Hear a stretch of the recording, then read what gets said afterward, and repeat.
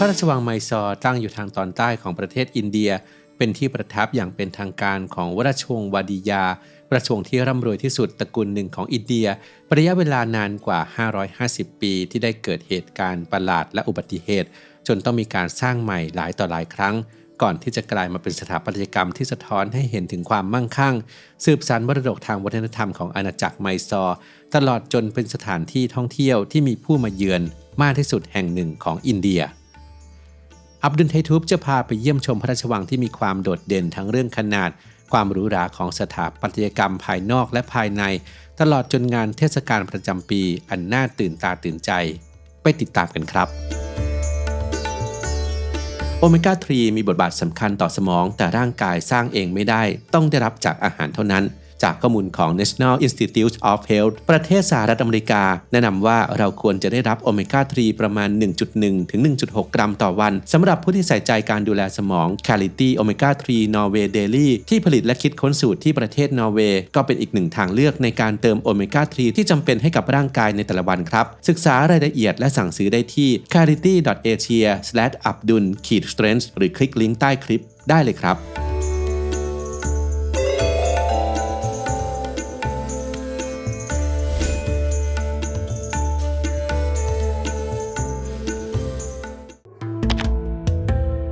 ก่อนที่อินเดียจะตกเป็นอาณานิคมของอังกฤษดินแดนต่างๆแบ่งออกเป็นอาณาจักรน้อยใหญ่มากมายมีเจ้าผู้ครองนครแยกย่อยออกไปในแต่ละพื้นที่โดยไมซอร์ถือเป็นหนึ่งในอาณาจักรสำคัญทางตอนใต้ในช่วงเวลาตั้งแต่ปีค.ศ.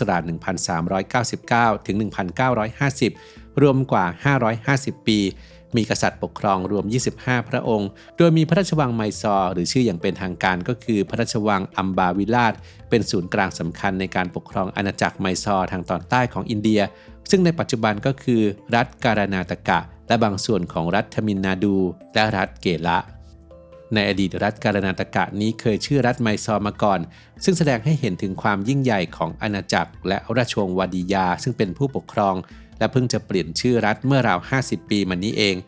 ในขณะที่ชื่อเรียกของเมืองก็เปลี่ยนมาเป็นไมซูรูตามภาษาท้องถิ่นดั้งเดิมจึงทำให้ตัวพระราชวังมีชื่อเรียกอีกชื่อหนึ่งว่าพระราชวังไมซูรูกินพื้นที่มากกว่า72เอเคอร์หรือราว 2.5 ไร่โดยทายาทของราชวงศ์ยังคงอาศัยอยู่ภายในเขตพระราชวังพร้อมกับเปิดพื้นที่ส่วนใหญ่ให้ประชาชนเข้าชมในรูปแบบของพิพิธภัณฑ์ที่มีคุณค่าทางประวัติศาสตร์และแหล่งรวมโบราณวัตถุอันล้ำค่าทั้งห้องต่างๆที่อดีตมหาราชาเคยใช้งานตลอดจนมรดกทางภูมิปัญญาที่มีตั้งแต่รูปแกะสลักบัลลังก์ประดับอัญมณีเครื่องแต่งกายและอาวุธไปจนถึงโคมไฟระยะจากยุโรปและตุ๊กตาจำนวนมาก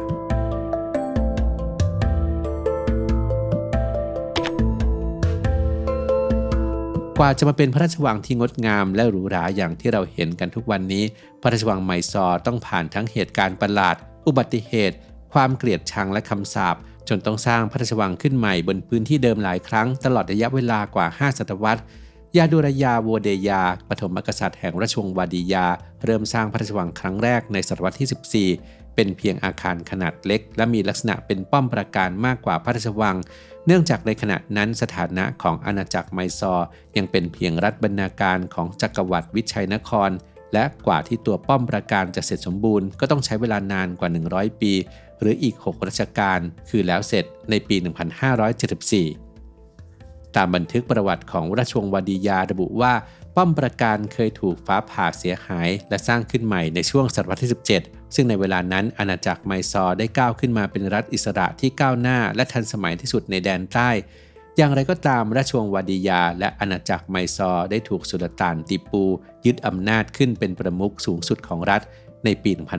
1761 และสั่งให้ทุบทำลายพระราชวังเก่าตั้งใจสร้างเมืองหลวงใหม่ซึ่งอยู่ห่างจากพระราชวังเดิมเพียงแค่ 1.6 กิโลเมตรเท่านั้นแต่ในที่สุดช่วงปลายศตวรรษที่18องค์สุลต่านก็ต้องพ่ายแพ้ให้กับกองทัพอังกฤษเสียชีวิตในสนามรบจากนั้นอังกฤษได้เชิญราชวงศ์วาดียากลับมาปกครองอาณาจักรไมซอร์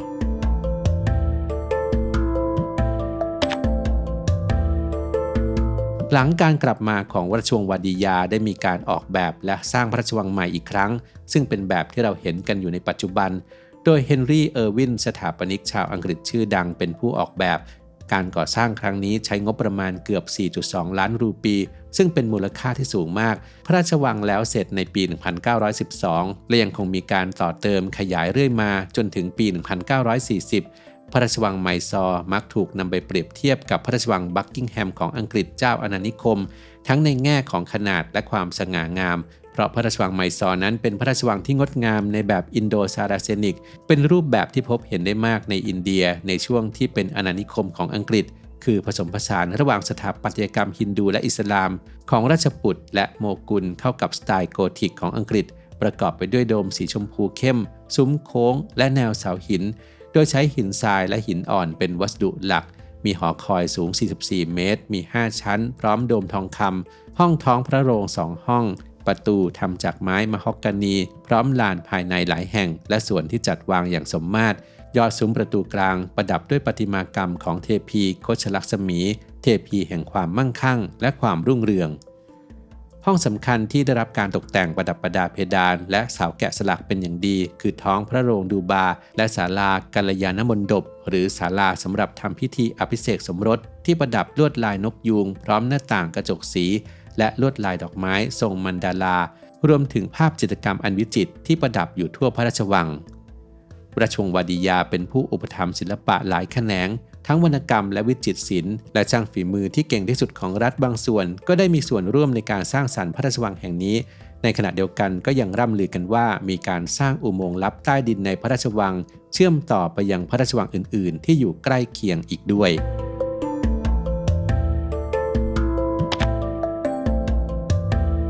เมื่อครั้งที่พระราชวังเก่าถูกสุลต่านติปูทุบทำลายส่วนที่ยังคงเหลือไว้ไม่ถูกทำลายไปพร้อมกันก็คือวัดฮินดูทั้ง12 แห่งภายในเขตพระราชวังซึ่งเป็นวัดเก่าแก่ที่เริ่มทยอยสร้างมาตั้งแต่ศตวรรษที่14จนถึงศตวรรษที่20วัดของพระนางอัลลาเมลัมมาเป็นหนึ่งใน12 วัดภายในเขตพระราชฐานวัดนี้สร้างขึ้นในปี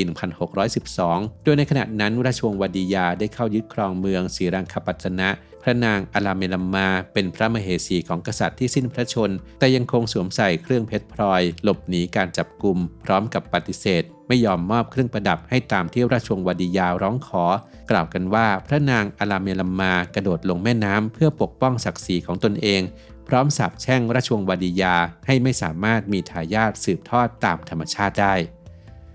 ราชวงศ์วาดิยาจึงต้องสร้างรูปปั้นทองคำและวัดเพื่อเป็นเกียรติแก่พระนางขึ้นและสมาชิกราชวงศ์ต้องสักการะบูชาขอขมาพระนางสืบมาและตลอดกว่า400 ปีที่ผ่านมามีบางช่วงที่ทายาทผู้สืบทอดการปกครองของอาณาจักรไมซอร์ติดขัด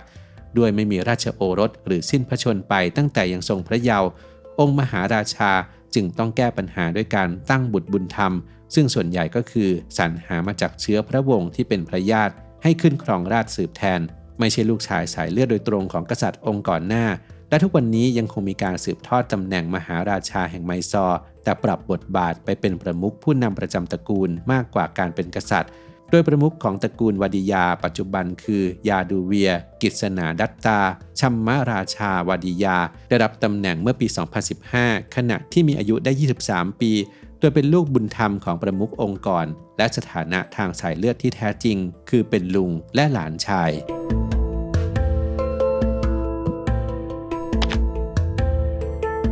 นอกจากการเยี่ยมชมตัวพระราชวังทั้งภายในและภายนอกในเวลากลางวันได้แล้วอีกหนึ่งไฮไลท์สำคัญคือในช่วงค่ำของทุกคืนวันอาทิตย์และวันหยุดนักขัตฤกษ์จะมีการแสดงแสงสีเสียงพระราชวังจะงดงามไปด้วยไฟประดับตกแต่งนับแสนดวงและจะพิเศษยิ่งขึ้นในช่วงเทศกาลดาเซราที่จะจัดแสดงไฟที่พระราชวังไมซอร์ต่อเนื่องเป็นเวลา10 วันเทศกาลดาเซรานี้เป็นการเฉลิมฉลองประจำปีที่จัดขึ้นในวัดสำคัญทั่วประเทศที่บูชาองค์จามุนทาเทวีหรือพระแม่ธุรคาปางอวตารของพระแม่ปารวตีเทพีแห่งการทำลายล้างเทศกาลดาเซรานั้นจะจัดขึ้นในช่วงปลายเดือนกันยายนถึงต้นเดือนตุลาคมกำหนดวันแต่ละปีตามปฏิทินฮินดูโดยที่ไมซอร์หรือไมซูรูถือเป็นอีกหนึ่งเมืองสำคัญที่ร่วมเฉลิมฉลองเนื่องจากราชวงศ์วาดิยานับถือองค์จามุนทาเทวีและเป็นประเพณีที่สืบทอดกันมาตั้งแต่ศตวรรษที่15ในวันสุดท้ายของเทศกาลคือวันวิชัยทศมีเป็นวันที่สำคัญที่สุดจะมีพิธีแห่องค์เทพีจามุนทาเทวีจากวัดที่อยู่บนเขาจามุนดี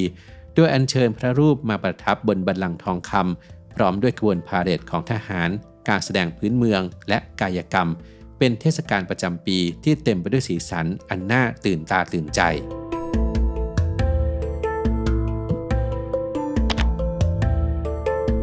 ปัจจุบันไมซอร์หรือไมซูรูนั้นอยู่ในรัฐการานาตกะมีเมืองหลวงคือบังกาลอหรือเบงกาลูรูที่ได้รับฉายาว่าเป็นซิลิคอนวัลเลย์แห่งอินเดียหรือศูนย์กลางอุตสาหกรรมด้านไอทีและเทคโนโลยีก่อกำเนิดสตาร์ทอัพมากมายในช่วงต้นศตวรรษที่ 21ส่วนหนึ่งเป็นผลมาจากการวางรากฐานระบบสาธารณูปโภคมาตั้งแต่ยังเป็นอาณาจักรไมซอร์โดยกษัตริย์ที่มีวิสัยทัศน์กว้างไกลคือมหาราชากิษณราชาวดียาที่ 4ที่ครองราชย์ระหว่างปี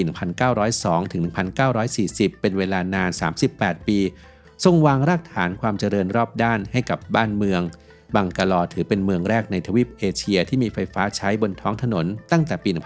1905 และเป็นเมืองหลวงแห่งอุตสาหกรรมหนักซึ่งสามารถดึงดูดการลงทุนจากต่างประเทศเข้ามาได้เป็นจำนวนมากทรงก่อตั้งสถาบันเพื่อการพัฒนาด้านเกษตรกรรมและวิทยาศาสตร์ผลิตนักวิจัยเพื่อรองรับการพัฒนาด้านเทคโนโลยีต่างๆรวมถึงโทรคมนาคมและอากาศยานทั้งยังพัฒนาด้านการศึกษาและสังคมตั้งมหาวิทยาลัยไมซอร์สั่งห้ามการบังคับให้เด็กหญิงแต่งงานก่อนวัยอันควรวางผังเมืองไมซอร์สร้างระบบระบายน้ำที่ทันสมัยถนนที่กว้างขวางสวนสาธารณะขนาดใหญ่ทำให้ไมซอร์เป็นเมืองที่สะอาดมีการสร้างเขื่อนขนาดใหญ่เพื่อแก้ปัญหาภัยแล้งและสร้างความมั่นคงทางด้านอาหารเป็นการเตรียมพร้อมก่อนที่อินเดียจะเป็นอิสระจากอังกฤษและทันทีที่อินเดียประกาศเอกราชในปี 1947 ไมซอร์และบังกาลอจึงสามารถเติบโตอย่างก้าวกระโดดได้ในปัจจุบัน